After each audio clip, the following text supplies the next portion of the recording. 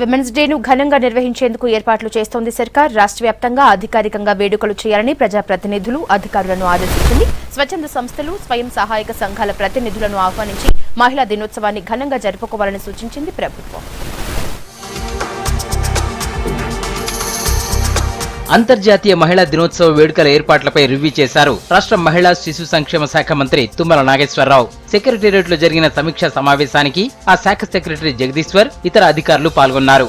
రాష్ట్రంలోని అన్ని నియోజకవర్గ కేంద్రాల్లో ప్రజాప్రతినిధులు మహిళా దినోత్సవాన్ని అధికారికంగా నిర్వహించాలని సూచించారు మంత్రి. దీనికి స్వచ్ఛంద సంస్థలు, స్వయం సహాయక సంఘాల ప్రతినిధులను ఆహ్వానించాలని అధికారులను ఆదేశించారు.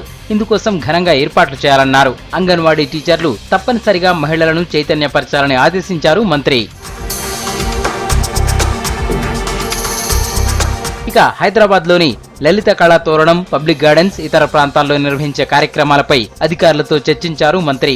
మహిళా దినోత్సవం రోజున వచ్చే ప్రముఖులను, మహిళలను సాదరంగా ఆహ్వానించేలా అధికారులు చర్యలు తీసుకోవాలన్నారు. రాష్ట్ర ప్రభుత్వం తరపున ఇస్తున్న అవార్డు గ్రహీతలకు ఎస్కార్ట్ ఏర్పాటు చేసి స్వాగతం పలకాలన్నారు. ఏర్పాట్లలో మహిళా వాలంటీర్లు చురుగ్గా పాల్గొనేలా అధికారులు సూచనలు ఇవ్వాలన్నారు. వేదిక అలంకరణ, సాంస్కృతిక కార్యక్రమాలు పకడ్బందీగా చేయాలని ఆదేశించారు. సంబంధిత శాఖలతో సమన్వయం చేసుకుని కార్యక్రమాన్ని సక్సెస్ చేయాలన్నారు.